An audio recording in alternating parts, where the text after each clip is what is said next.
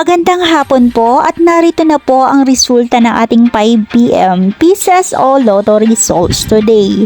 At para po sa draw natin ngayon ay ang 3D Lotto at ang 2D Lotto. Para po sa mga bago nanonood, huwag niyo pong kakalimutan mag-subscribe sa aking